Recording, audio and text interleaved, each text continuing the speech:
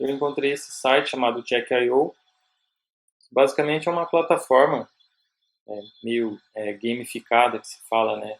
Ela tem elementos de jogos envolvidos para tentar prender o usuário, assim, fazer com que ele evolua de acordo com os níveis.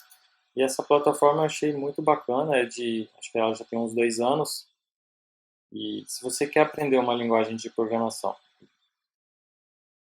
ela vai te auxiliar bastante. Ela tem, ela tem suporte ao JavaScript, né, que a gente vai usar, e o Python. Depois do Check.io surgiu também, aí embaixo vocês conseguem ver, o Empire of Code, uma versão diferente do Check.io. A gente vai focar aqui no Check.io, mas o Empire of Code é mais interativo no sentido de game. Você consegue construir uma base espacial e aí, se você quer evoluir rápido, construir rápido suas construções, você implementa, você resolve pequenos problemas usando a linguagem, né, de programação escolhida. É bem divertido também, a gente pode fazer outras gravações em cima do Empire of Code, mas o foco aqui é o Check.io. Então, uma vez escolhida aqui a linguagem, JavaScript ou Python, nós nos deparamos aqui com um cenário, né? Parece que é um outro universo, né? Circundado por água, e aí existem ilhas, e aí cada ilha dessa existem missões para você cumprir. Então, a primeira ilha que você se encontra é home, né? Que é a casa.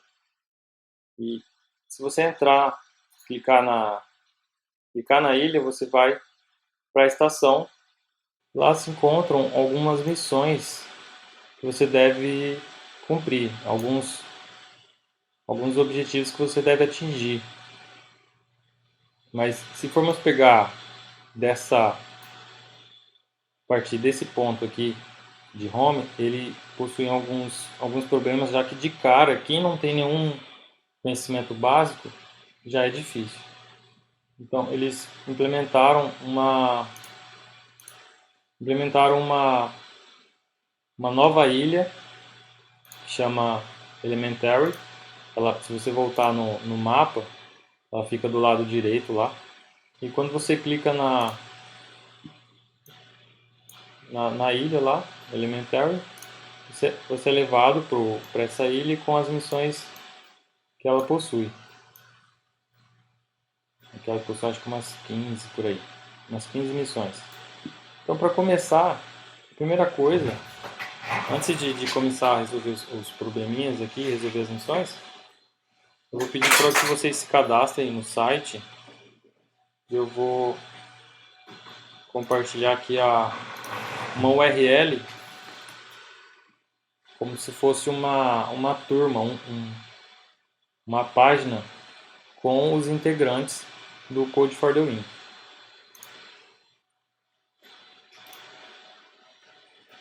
Vamos começar a brincadeira.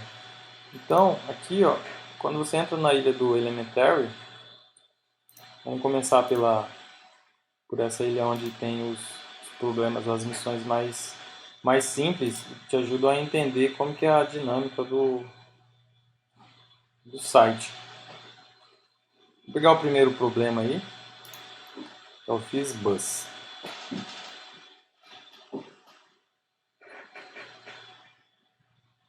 Então a estrutura da missão é essa, ele te dá uma descrição do problema, uma entrada que ele espera, a saída que ele espera e um exemplo do problema resolvido. Tá? Então esse problema aqui, o FizzBuzz, é um jogo de palavras que vai nos ajudar a ensinar os robôs sobre divisão, na verdade. Né? Aí você deve escrever uma função que recebe um positivo inteiro e deve retornar a palavra, né, a frase FizzBuzz, se o número é divisível por 3 e 5, a palavra fiz, se o número é divisível por 3, bus, se o número é divisível por 5, e o número, no caso, como uma string para todos os outros casos. Ou seja, se não é divisível nem por 3 nem por 5, você retorna simplesmente o número. Então a entrada esperada é um número e a saída são esses casos aqui que a gente já descreveu. O que a gente faz para resolver?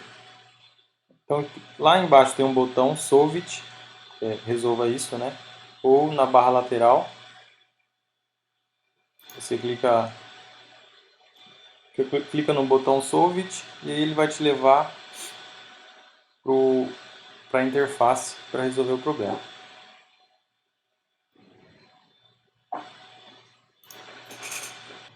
Então essa é a arena, digamos, né, para você resolver essa missão, chamada FizzBuzz. Então a estrutura basicamente de toda a missão é essa. Do lado direito a gente tem um resumo da missão, né, alguma descrição básica e os critérios de entrada e saída e as condições, né? No caso, o número com certeza ele vai ser maior que zero e menor ou até 1000. E do lado esquerdo, que é a principal parte, que fica o editor onde a gente resolve a missão. Então, nós conseguimos ver aí a função chamada FizzBuzz. Ele já vem escrito para você, a função vazia, né? E é aqui que a gente vai manipular o parâmetro que ele recebe, né, chamado data. É esse parâmetro que nós vamos manipular para retornar a frase que ele deseja. Depois a gente pode discutir sobre sobre esses outros códigos que tem aqui em cima, sobre o use strict, e essa parte de teste fica abaixo da função. Mas vamos começar então. Eu gosto de usar um editor de texto. Eu não uso essa interface do Checker.io aqui. Eu gosto de usar meu editor de texto. Então, o que eu vou fazer é copiar o código e colar no meu editor de texto. Eu uso o VS Code. Eu acho que vocês podem usar qualquer outro editor também, chamado o Sublime, o Aron, ou a própria interface do site. E aqui a gente começa a brincadeira. Então, a gente tem esse parâmetro aqui, essa variável data, e é aqui que a gente manipula ela para retornar o que a gente precisa. Então, dado essa variável data, nós precisamos saber se ela atinge os critérios de divisibilidade, né? Se é divisível por 3 e por 5, você vai retornar a frase FizzBuzz. Se é divisível por 3, você vai retornar Fizz. Se é divisível por 5, você vai retornar Buzz. E se não é divisível nem por 3 nem por 5, você vai retornar simplesmente o número, mas como uma string, que estava falando lá na descrição. Então, começando básico, uma estrutura de seleção, tá? If else. Então, você põe lá if data. A gente vai usar para definir critérios de divisibilidade, nós usamos o operador mod. Então, por exemplo, data mod 3 igual a 0. A gente está simplesmente verificando se o número que nós recebemos é divisível por 3. Tá? E não tem resto nenhum. Mas a primeira condição, né, é se ele é divisível tanto por 3 quanto por 5. Então você vem e data mod 5 igual a 0. Se o número que a gente recebeu corresponde a esses critérios, então ou a gente pode criar uma nova variável aqui e preencher ela com a frase FizzBuzz, ou a gente simplesmente retorna aqui a frase que a gente quer.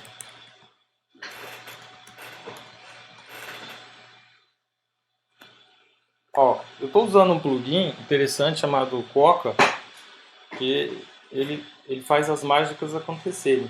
Eu não preciso ficar executando o código, ficar testando ele assim repetidamente num terminal.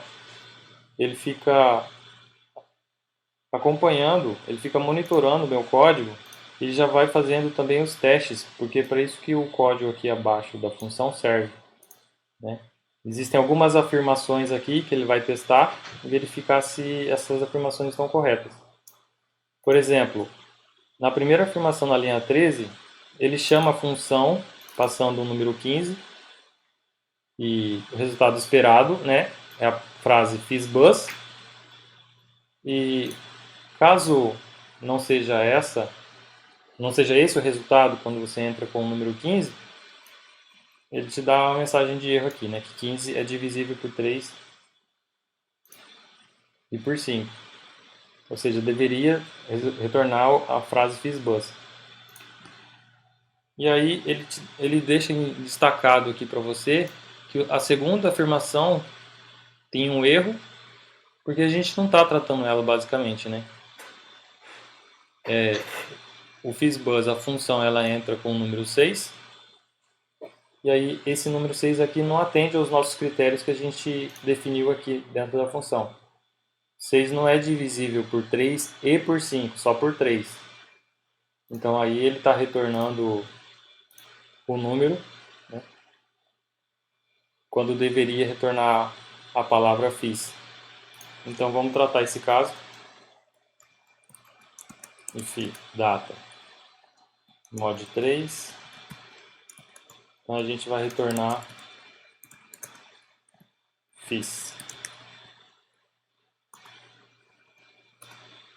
Olha lá, se você ver, agora a segunda afirmação passou no teste e falhou na terceira afirmação, que é quando o número é o dado de entrada do número é o número 5, né?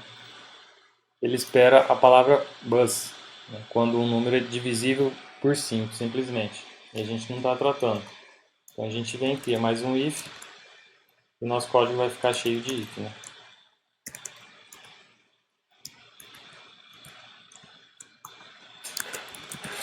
Então, se o número é divisível por 5, escreve bus. Olha lá. Agora, o que falta mais para a gente testar? Se o número é divisível tanto por 3 e por 5, a gente testou, já implementou aqui, tanto por se é divisível só por 3, se é divisível só por 5. E aí, se não for nem por 5, nem por 3, a gente retorna. Só que, voltando na descrição do problema, deixa eu achar aqui. Voltando na descrição do problema, a resposta tem que ser como uma string. Tem mais um detalhe aqui que está passando em branco. No caso, a saída que ele espera tem que ser como uma string, né? E o data, por si só, ele não tem um tipo string. Então, se a gente rodar esse teste aqui,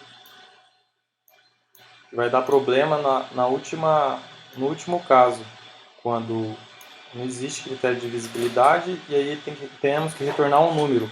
Mas esse número ele tem que estar como string.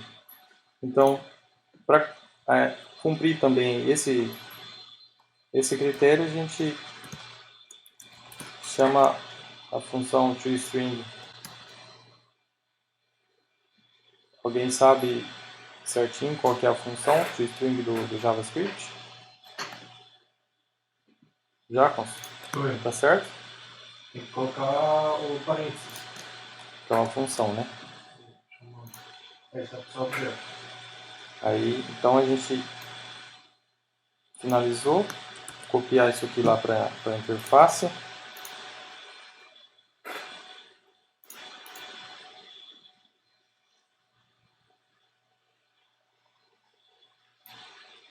cola aqui, ou se você digitou direto na interface. Agora existem alguns comandos aqui na interface. Tem o run, check e o reset code, que é para você limpar todo o código que você já fez. Então vamos por partes, né? Vou clicar no botão run, que ele vai basicamente executar o seu código. Tem um pedaço aqui dentro da interface que você consegue entrar com algum número específico. Você define algum número e aí você calcula, né, chama a função FizzBuzz e já lê aqui embaixo no console se ele está retornando corretamente. E se está tudo certo, a mensagem no console será essa última aqui, né, Code Complete, quer dizer, código completo.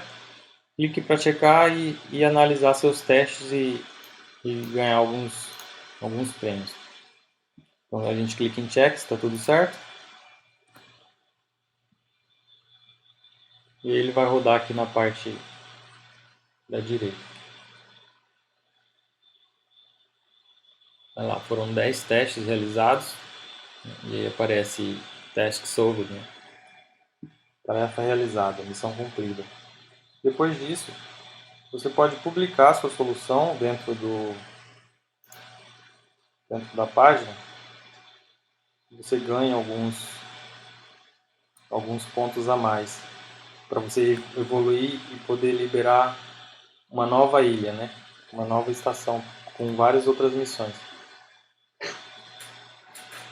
Uma parte interessante depois que você resolve o problema é que você tem acesso às soluções dos outros usuários.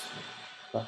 Essa é a parte mais interessante, é onde você aprende mais ainda, porque você vai comparar o seu código com dos demais usuários. Mas para isso você tem que... Você não necessariamente tem que publicar o seu código aqui, mas publicando ele você ganha mais alguns pontos, né, como eu disse. E você pode vir consultar aqui todas as soluções agora. Aqui inicialmente, né, vai aparecer só da sua turma, né? Acho que vocês ainda não fizeram aí, não submeteram. Aqui acho que deveria aparecer de vocês. Se alguém já submeteu e enviou, me avise. Mas a gente pode ter acesso aqui a todas as outras soluções e conhecer algumas outras soluções interessantes. Vamos ver o mais votado. Módulos de concatenação. Esse. Olha que doido. Aqui ele usou concatenação de string, pelo jeito. A primeira comparação aqui, ele verificou se é divisível por 3, né? E já adicionou a variável resultado a palavra fiz. Aí tem um operador ternário aqui também. Se for divisível por 5, então o resultado vai ser ou resultado FizzBuzz ou só buzz, né? Muito doido. Outro jeito de resolver, e aí a gente começa a aprender outras formas de resolver o problema. Oi. Deixa eu só fazer um comentário aqui sobre esse return. Essa forma que ele usa para converter o dado do tipo number para string, que é diferente do nosso, né? Esse aqui é uma má prática do JavaScript, porque você deixa de usar um método nativo para usar uma conversão ali na hora da avaliação da expressão. E o que acontece é que isso aqui acaba dando uma certa insegurança, porque em alguns momentos ou alguns tipos de dados que você aconteceu algum erro, por exemplo, se o data for undefined, e você aplicar essa conversão, ele vai dar uma string com conteúdo undefined, quando na verdade ele tinha que te retornar uma exceção, porque você não quer trabalhar com dado undefined. Entendeu? Então se você usasse um data.toString e o data fosse undefined, ele ia te retornar uma exceção que você poderia tratar. E desse jeito, ele está retornando uma string undefined. Entendeu? Tá. Então essa basicamente é a dinâmica, tá? A gente acabou de resolver nosso primeiro problema no check.io.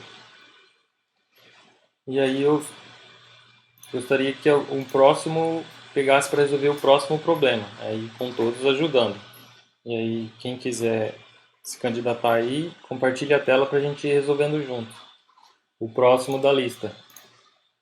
Né? Dado um vetor de inteiros, você deve encontrar a soma dos elementos com índices pares, né? Então, multiplicar esse número somado com o elemento final do vetor, certo? Vai somar todos os elementos no índice par e multiplicar essa soma com o último elemento do vetor. Não esquecendo, né? Don't forget that the first element has an index of 0. Né? Então a gente começa no índice 0, não no índice 1. Para um vetor vazio, né? O resultado sempre será 0. Então a nossa entrada aí é uma lista de inteiros, né? Um vetor bonitinho. E a saída é um número, basicamente o resultado do cálculo, né? Tem um exemplo aí que dá para entender bastante. Então a primeira coisa é clicar no botãozinho lá para a gente aceitar a missão. Vamos lá. Deu para entender, né? Basicamente é um laço, né? A gente vai percorrer o vetor.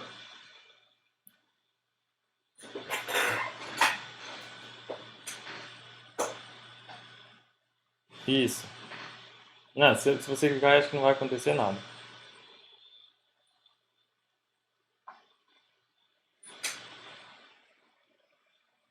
Isso, já está recebendo. A gente só vai ler ele.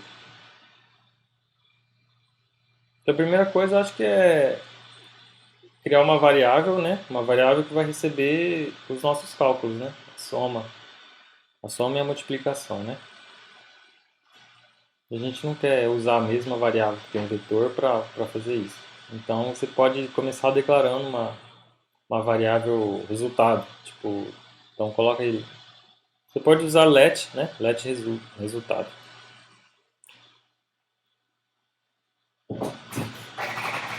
Pode ir lá no lado. É isso. Aí agora você vai Dá uma alterada lá. criar um laço. For. Coloca aí for, let i igual a 0. Ponto e vírgula. Ponto e vírgula. E menor que data.length. Menor igual não, só menor.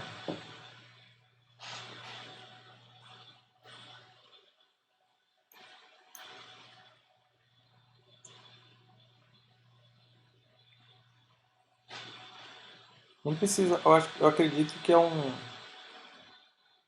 atributo do objeto length, não precisa de ponto e vírgula, né? Quer dizer, desculpa, não precisa de parênteses. Se eu estiver errado, alguém me corrija.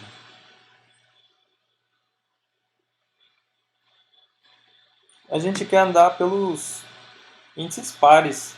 Confirma? Então a gente pode pular, incrementar duas vezes ali no i++, põe i mais 2, né? Isso, agora vai 0, 2, 4 até estourar. Então a gente tem que somar, né? Dentro da variável resultado,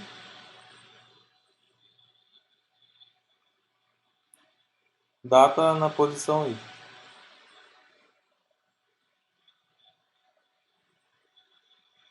Nada mais. Você que soma, né? Não é só atribuir. Põe um mais igual aí. Isso, beleza.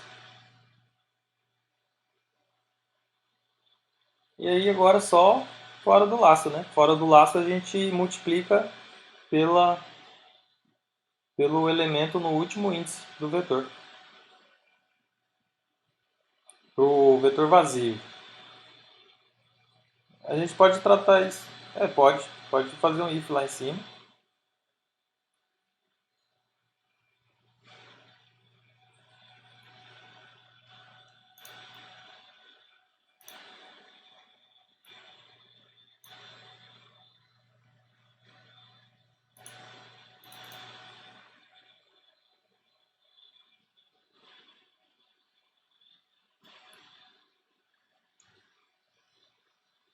Aí fora do laço, não esquece de multiplicar com o elemento do último índice. Resultado vezes igual.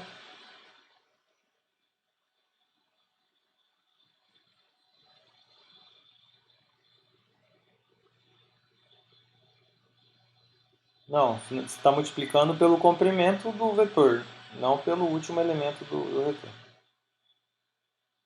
É.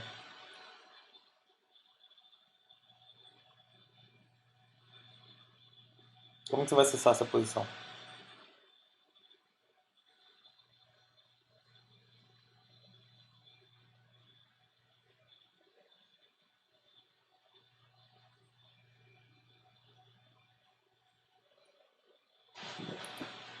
Bom, eu acredito que não, porque o vetor começa no índice zero. E se a gente usar o próprio tamanho do vetor, a gente vai acessar a posição inválida. Isso, com o menos 1 fica legal. Você está acessando uma posição, a última posição do vetor. Isso. Você está somando i com 2, quando na verdade você tem que acumular os índices, né? Você tá dentro do laço para sempre, o resto da sua vida. Por isso que está dando uso exagerado de recursos. No terceiro parâmetro aí dentro do laço, faltou um igual ali. Faltou um igual. Você tem que atribuir 2 i mais i igual mais i mais igual 2. Você entendeu? Olha lá o resultado, lá embaixo. Aquela mensagem aparece quando o seu código passa nos testes, né? Passa nas afirmações que tem aí implementado. Valeu, Roberto. Roberto que viu isso aí, ó. Que coisa, né? Qual que é o próximo problema? Quem quer fazer o próximo? Compartilha a tela, César. Aquela sua primeira linha ali, ó, na linha 4, aí você está comparando o tamanho do vetor. Aí você tem que colocar para verificar se ele é zero, né? Se o vetor for vazio, né? Não, você só nega aí. Também. Assim também, mas você também só pode negar o data.length, que dá o mesmo resultado. Aí você tira essa parte aí comparando o zero, tá? Entendeu? Tenta rodar isso aí agora.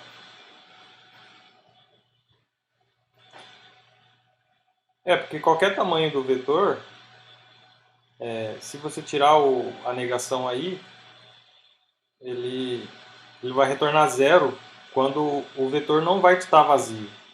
Que é justamente o contrário que a gente quer, né? O problema aí está na variável i, você declara ela dentro do laço, mas usa fora do laço também.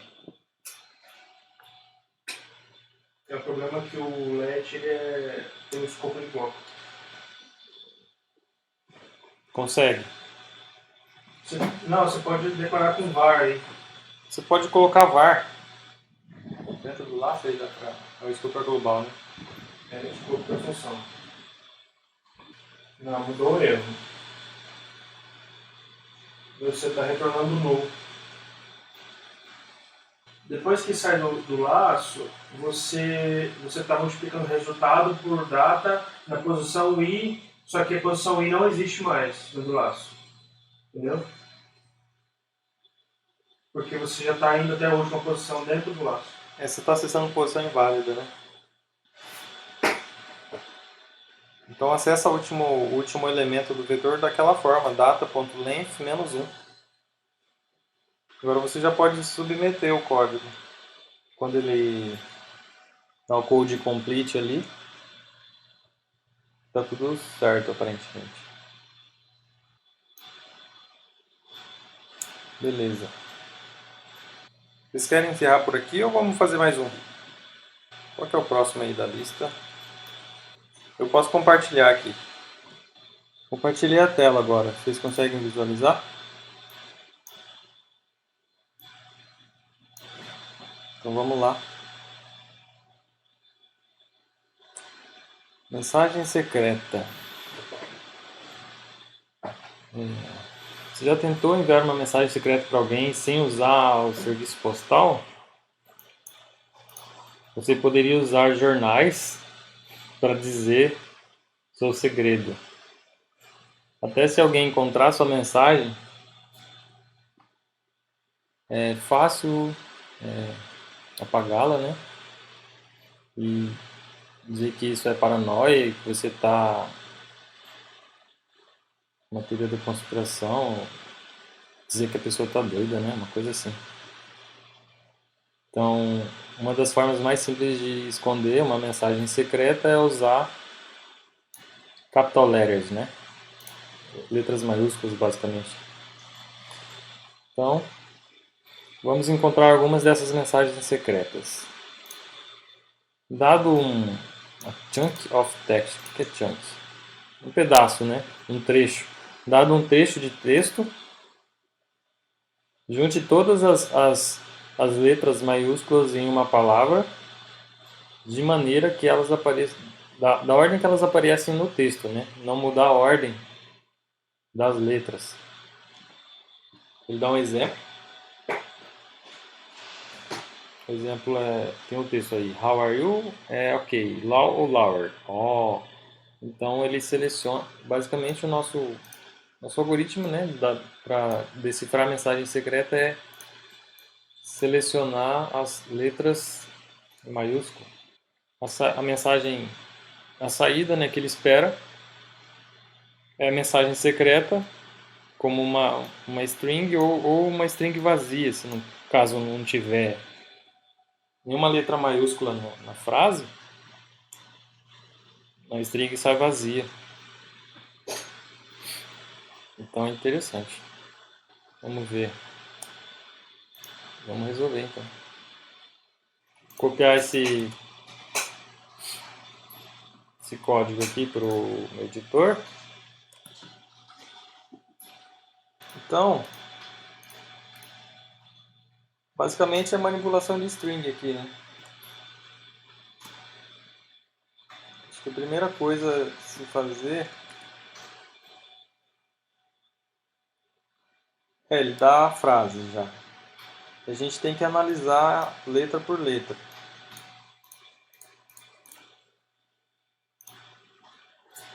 Então, uma ideia é fazer um split dessa frase de forma com que cada caractere dentro dessa frase fique num índice de um vetor, digamos.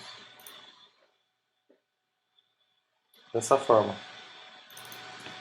Vou mudar aqui a variável data para abcdf. Só para testar o split, ver se funciona. Let code igual abcd.split.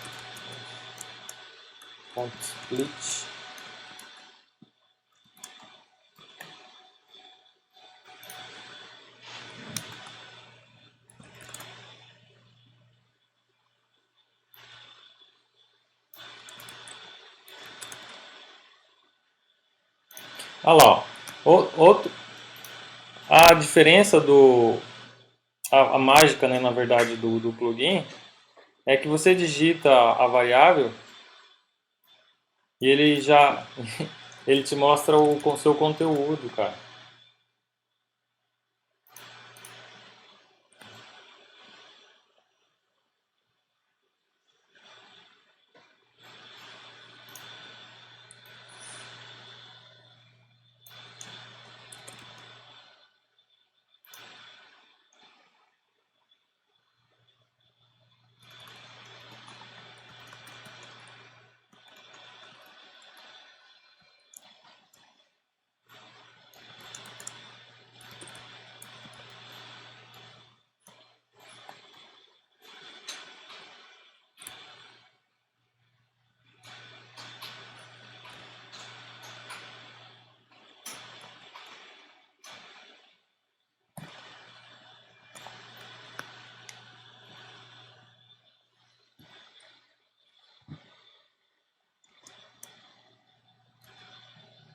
code na posição i, numa nova variável, né? A gente tem que inicializar ela, né?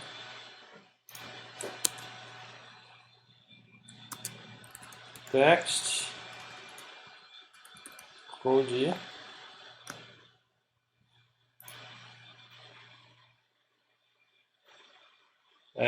Se for maiúsculo, né?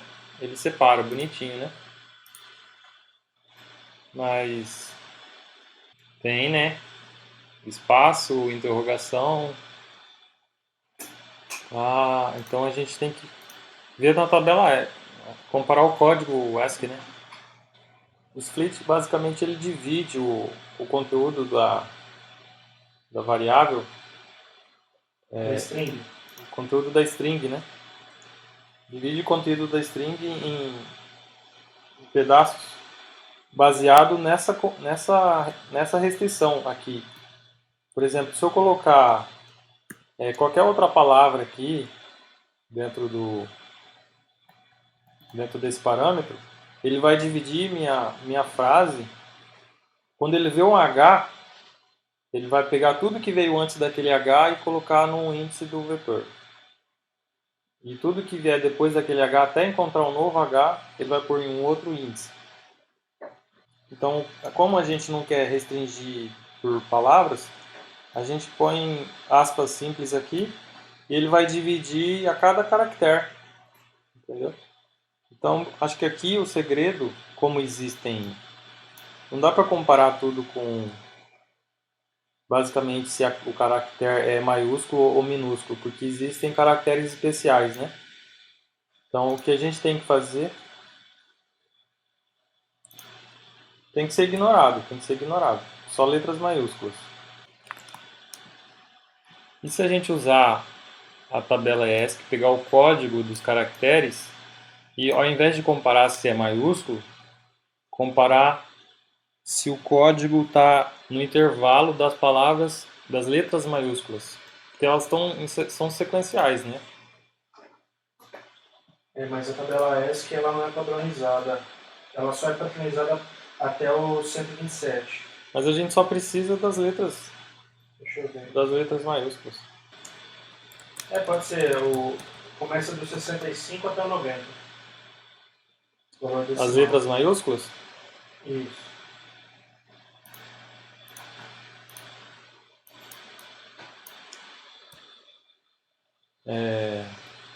Você sabe lá do parâmetro que verifica o código ESC da... Charcode Edge. Charcode Edge. Índice 0?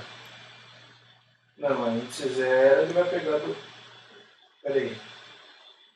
Não. Code é um array, né?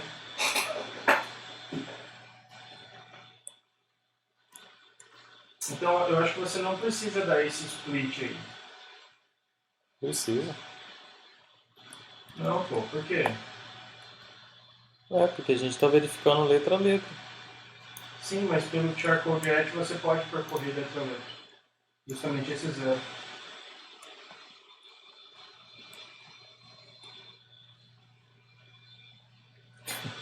Olha lá, ó.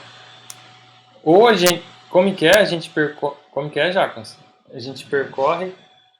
parece que passou nas afirmações. Ó. Sim, ele passou, mas você está fazendo retrabalho. Você está dividindo um string em vetor. E depois pegando o índice, né? O que você sugere, então? Não, você simplesmente apaga esse code e usa o dera mesmo.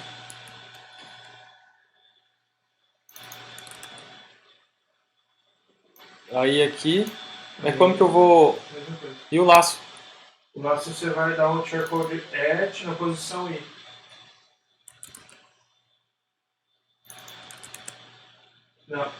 Não, esse... Você não trata o string como vetor. Você acessa direto pelo método. Esses colchetes. Data? Isso. Aí no 0 você coloca o i. Outra. E embaixo você acessa pelo Tier.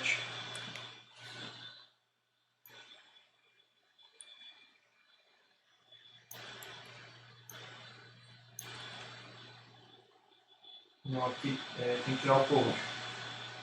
Porque daí ele vai retornar o caractere.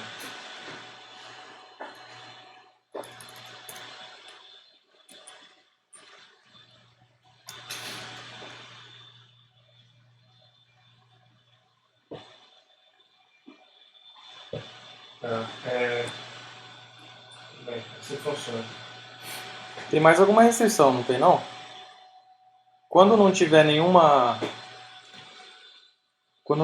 letra minúscula, nenhuma letra maiúscula. No caso, se tiver tudo minúsculo. Retorna uma string vazia.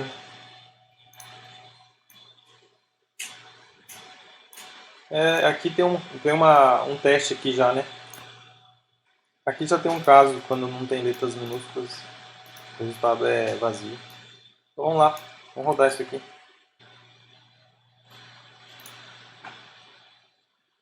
Alguém ficou sem entender alguma parte? André César. Shortcode at, né? Shortcode at é um método da string de retornar o valor decimal da tabela S do caractere. Que no caso, tem um exemplo aqui, ó. Aqui ele está pegando o código decimal da letra H. Tá.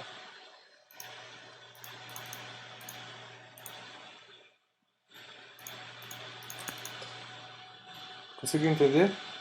André, né? Basicamente esse método então ele vai fazer isso. Mostra lá a tabela para ele. Cadê? Acho que ficou pequeno aí.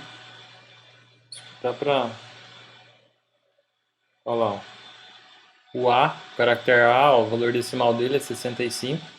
Então basicamente o que a gente fez foi restringir, né? Nesse intervalo de 65 até 90. Essa missão foi até gentil com a gente. Não dificultou muito, porque ela poderia usar outros tipos de caracteres. A gente começar a colocar lá vários ifs, else lá para saber o código, né?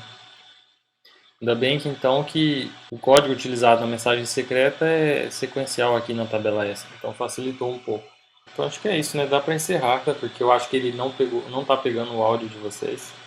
Então acho que eu vou sair cortando algumas partes aqui para tentar colocar alguma coisa lá para o pessoal que não conseguiu acompanhar.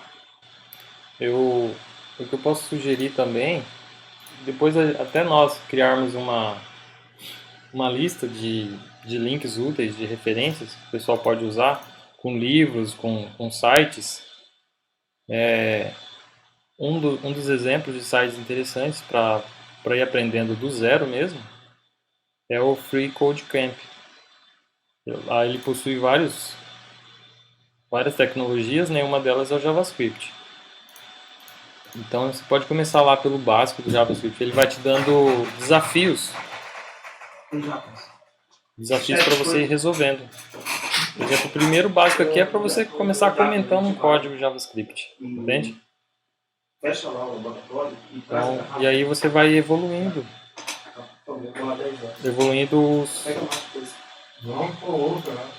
para os desafios. Ele vai te oferecendo os desafios que vão ficando cada vez mais difíceis, né? Aí já, depois de você saber comentar um código JavaScript, já vai para a declaração de variáveis. Aqui ele já te apresenta vários tipos. String, symbol, number. Esse do lado você já vai testando também, né? Para você ir passando para os outros desafios, você tem que resolver os desafios atuais. Então o que a gente pode fazer então é criar um repositório, né? Com todas essas soluções. Para dar um norte, né, para quem está começando agora. Então, beleza. Eu vou encerrar então aqui, aí eu vou ver o que dá para aproveitar dessa gravação, para não ficar muito confuso, o pessoal que for assistir também. Então beleza.